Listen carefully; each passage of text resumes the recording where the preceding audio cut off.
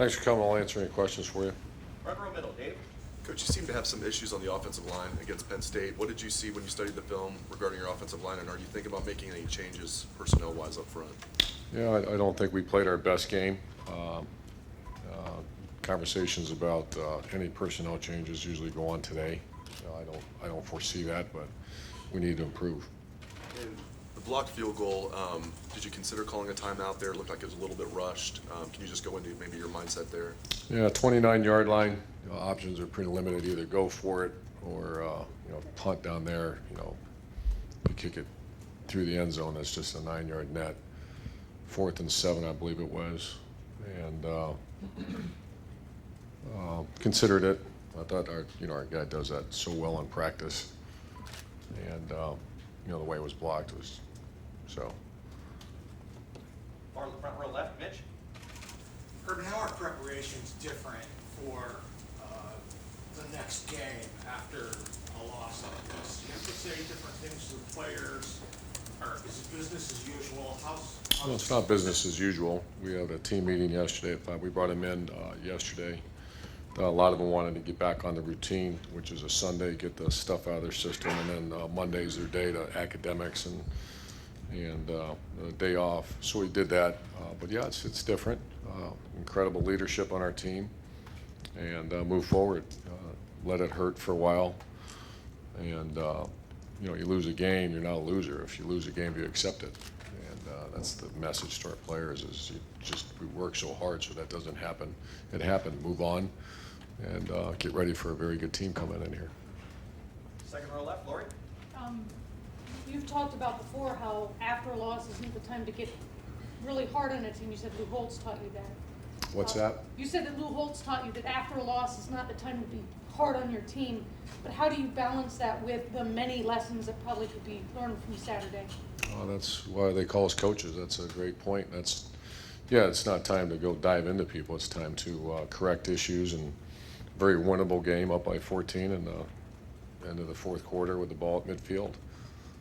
That's a moment that around here normally that we go in and finish the game off, and we didn't do that. When you look at Northwestern, what do you see in them? Wow, that's as improved team as I've ever seen from beginning to now. Outstanding, 3 big wins, 2 on the road, defining wins. Defense is outstanding. Gigantic inside guys, so just very good team. Their quarterback is really, I haven't studied them yet, I just talked to our staff, but they're scoring, I think they're averaging 38 points in their last 3 wins, playing very well. Front row, Bill.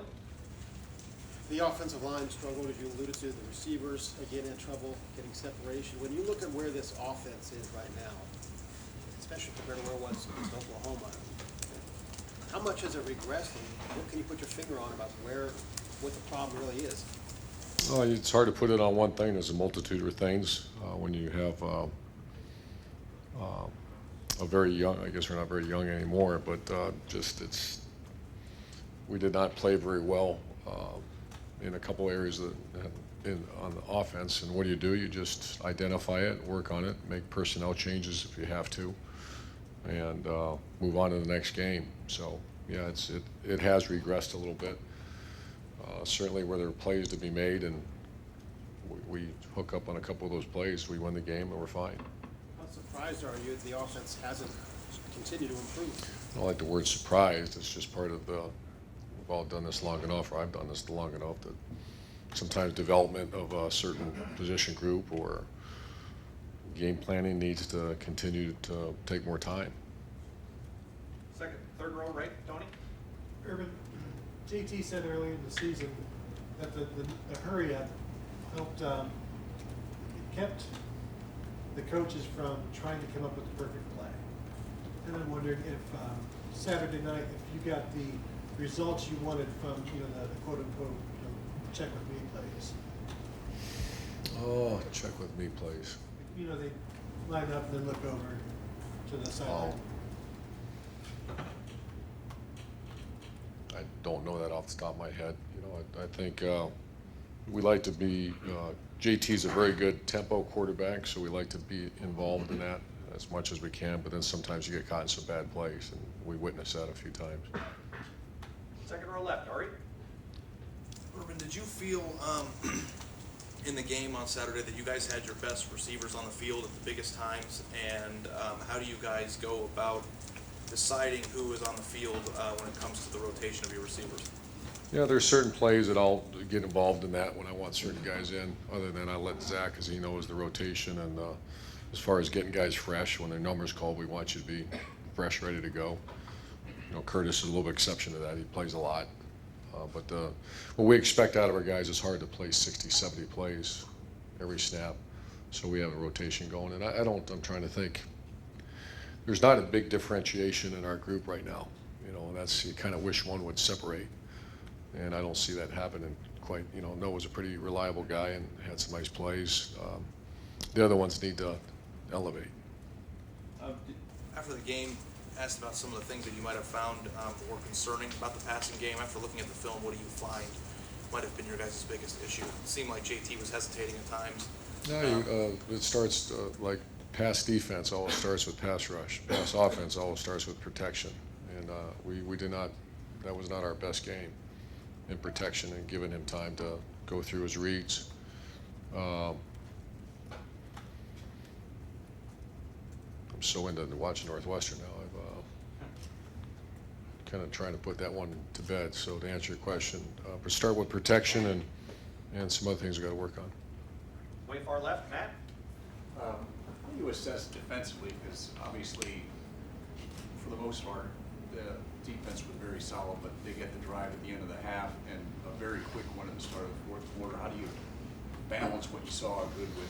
Yeah, 55 total plays. The quarterback was 9 of 25, I think, or something, and the tailback only had 90-some yards. So I think overall we played well, but certainly there were some ones that just gored. You know, we got the ball beginning of the fourth quarter. We downed them on the 10-yard line, and we're making adjustments. I look up there on the 2-yard line going in, and so a bunch of players are hurting, a bunch of coaches are hurting, and we're not. This is the most time I spent on this today because this one's put to bed. You got to move forward, and good group of coaches and players working on making sure we play a little better. But defensively, I mean, you hold that team to, you know, what they did, and 10 points on special teams, 2 block kicks, and an offense that had a chance to put it away twice on the 40-yard line, midfield, and into the third, beginning of fourth. Should have happened. In terms of moving forward, because you talked a lot about how much you like the leadership, and you mentioned it earlier, how confident are you that you're going to be able to flush this and, and move? A little easier to flush it when I walk out of this room. Make sure our players don't have to do this, okay? Front row right, Tim. Yeah, Urban, 2 quickies. Now, number one, do you look at some young receivers now? I mean, because it seems like the problem the last several weeks has been guys getting separation, guys for JT to get the ball off early, things like that. I mean, what's sort of like the process in that regard? Keep trying to improve them because a lot of those are first-time players, so they're still. And there's been times that have been exceptional. We just didn't hit them, or we got sacked, or something like that. So the young ones are Ben Victor and Austin Mack. They're really coming. Knowledge of the offense, and they're just not those situations to be able to put them in there yet. And do you throw the kitchen sink at, like, for example, I mean, I'm not pointing fingers, but sort of, I guess I am, at your tackles, your young tackles? Isaiah seemed to have a real struggle the other night. It seemed like they were really pointing things at him on occasion. What do you do to sort of bring that along, that development?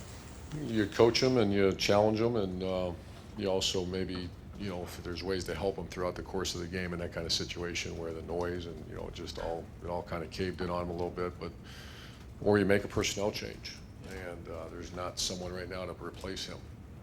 And he will be a fine player. He just needs to continue to grow because he's played at times exceptional. And last thing, special team, 2 kicks blocked. How long has it been since you've even experienced that? And what do you fix there? I mean, what do you reinforce? I mean, it looked like, for example, Cam took an extra beat before that punt was blocked. The field goal block looked like one of your players was pulled out of the way so they could open a hole. I mean, I guess what do you emphasize this week in that regard? We haven't. We did not even cover that. I'm going to cover that tomorrow. We have special teams meetings before practice. You're right. I'm trying to recall when that's ever happened. You have to look at why it happened. And then, first of all, if there is a lack of urgency or not try, which doesn't happen, rarely happens, that's a whole different animal. If it's, first of all, you're not allowed to pull the guy out of the way. You're not allowed to launch yourself across and land on one of our guys. And so we just got to coach through that.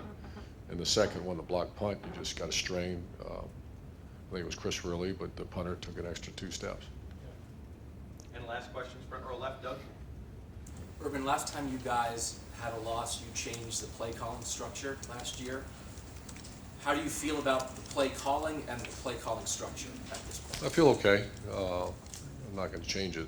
We just got to get a little better, and I feel okay with it.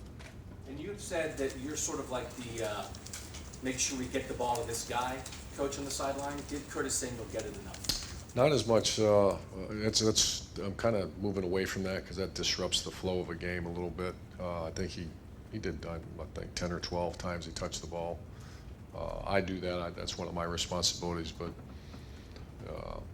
I'm kind of. That used to be a real, but that disrupts the flow of a game sometimes. And so I'm not as.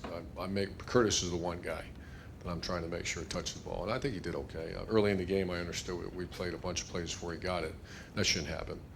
But they were also forcing us to get out of some plays with some of the things they were doing. Is there something that they did defensively that you couldn't hand it to him?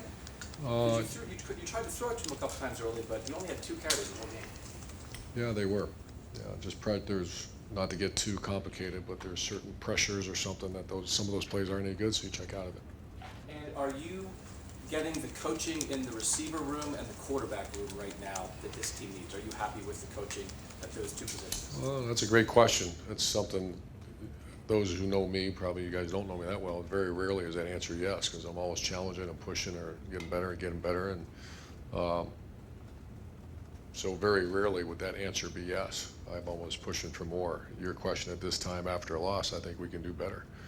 And there's been times we did excellent, but take that in context too. I mean, after we beat Oregon, I challenged our guys. I said, man, we could have done a little better there. We had a couple turnovers, so to win the game is what the bottom line is, and then always push for excellence in the teaching and classroom. Coach, Thank you. very much.